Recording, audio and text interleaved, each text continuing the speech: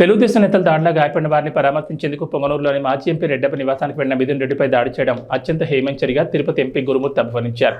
MP Mithun రెడ్డిపై దాడిని తీవ్రంగా ఖండించారు. ప్రజాస్వామ్యబద్ధంగా ఎన్నికైన ఒక పార్లమెంట్ సభ్యునికి రక్షణ కల్పించిన ఈ ప్రభుత్వం సామాన్య కార్యకర్తలకు ఏ విధమైన రక్షణ కల్పిస్తుందన్నారు. ఒక ఎంపీపై రాళ్లదాడి చేస్తుంటే రక్షణ కల్పించాల్సిన పోలీసులు చోద్యం చూస్తుంటే ఏ విధమైన ఆటవిక పాలన కొనసాగుతుందో అర్థం చేసుకోవాలన్నారు. గతంలో ఎన్నడూ లేని సంస్కృతిని నేటి పాలనలో చూస్తున్నామని, అధికారం శాశ్వతం కాదు అనేది గుర్తించుకుంటే బాగుంటుందని ఆయన అన్నారు.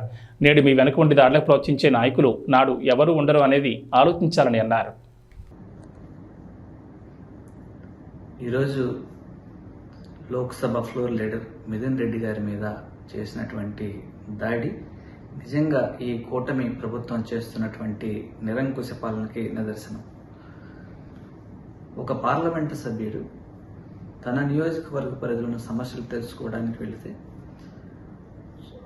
రౌడీ మూకలతో రాళ్లదాడి చేయించడం అత్యంత హేయమైన చర్య. ఇలాంటి చర్యలు మానుకోవాలి.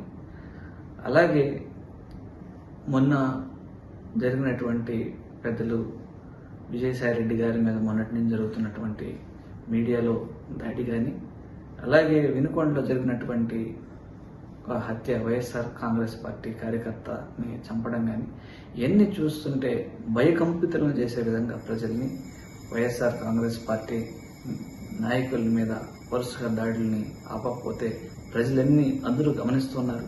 ఖచ్చితంగా మీకు తగిన మూల్యం చెల్లిస్తారు.